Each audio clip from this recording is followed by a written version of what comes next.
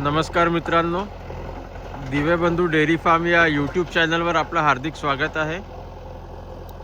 आज आपण 30 जानेवारीला आपल्या शेतातील शतावरी काढतो आहोत।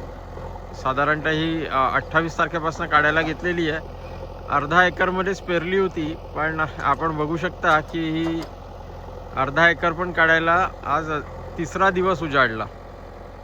मी आपल्याला दाखवतो आहे आमची शतावरी। आम्ही ही गायींसाठी लावलेली आहे। साधारणतः मित्रांनो हे 16 महिन्यांचं पीक असतं। ऑक्टोबरमध्ये काढायचं होतं, पण काही ना काही कारणांमुळे राहून जात होतं। हा बघा, आपल्याला मी दाखवतो शतावरीचा माझा बुंदा।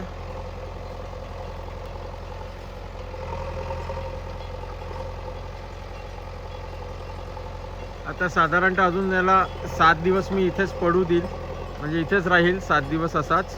याच्यावरची माती सुकली की ह्या मग मुळ्या वेगवेगळ्या करू, आणि मग त्या मुळ्यांना जसं आपण हळद शिजवतो तसं याला शिजवावं लागेल। आणि शिजवल्यानंतर मग याचं जे वरचं साल आहे, जसं आपण बटाटा उकडल्यानंतर बटाट्याच्या वरचं साल काढून टाकतो, तसं याच्यावरचं साल काढायचं आणि मग त्याला वाळवायचं आणि मग त्याची पावडर बनवायची। थोडी लेंदी प्रोसिजर आहे, पण मित्रांनो यांनी नक्कीच दूध वाढतं। मी आपल्याला दाखवतो JCB कशी आमची शतावरी काढत आहे। माझं पहिलंच वर्ष होत, म्हणजे पहिल्यांदाच मी शतावरी हे पीक घेतलं। आतापर्यंत आम्ही बाहेरनं शतावरी आमच्या गायींसाठी आणायचो। अतिशय उत्तम पीक आहे मित्रांनो।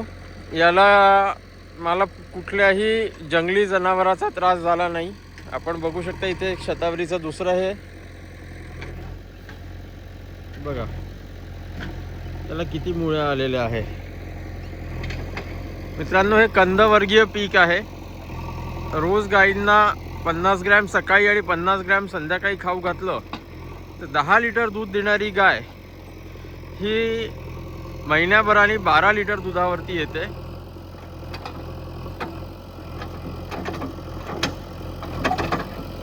आपल्याला दाखवतोय JCB कसा, JCB आपल्याला दिसेल।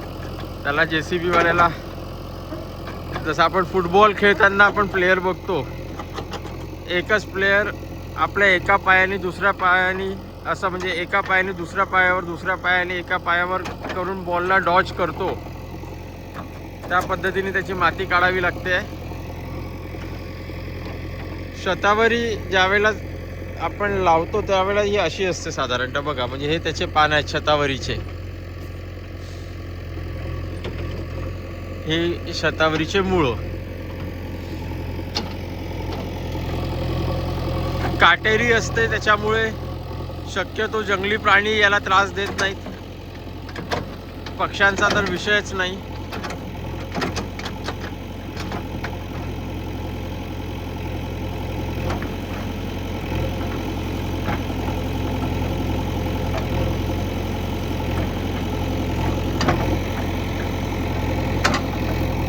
आम्ही विडीसाईड कुठलंही वापरत नाही, तणनाशक कुठलंही वापरत नाही, त्यामुळे आपल्याला या शेतामध्ये तण पण भरपूर दिसेल।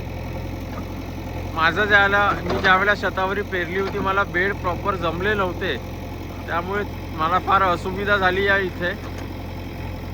आपण बघा आता ते कसं तो डॉज करतो त्याला।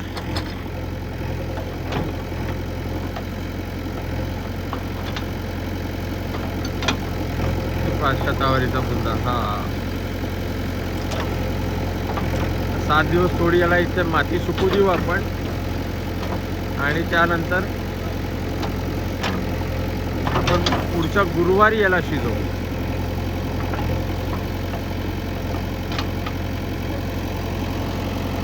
अशा पद्धतीने आमच्या शेतामध्ये सर्व गोष्टी गायींशी रिलेटेडच घेतल्या जातात।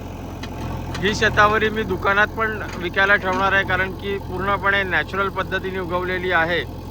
तर ज्या नुकत्याच डिलिव्हरी झालेल्या माता असतील त्यांच्यासाठी ऑर्गॅनिक शतावरी आपल्या दिव्यबंधूच्या त्रिमूर्ती नगर आणि मनीष नगर शॉपवरती अवेलेबल राहील। तर आपल्याला आमचा हा शतावरीचा प्रयोग कसा वाटला कळवावा आणि आमच्या चॅनलला लाईक व सबस्क्राईब करावं. धन्यवाद.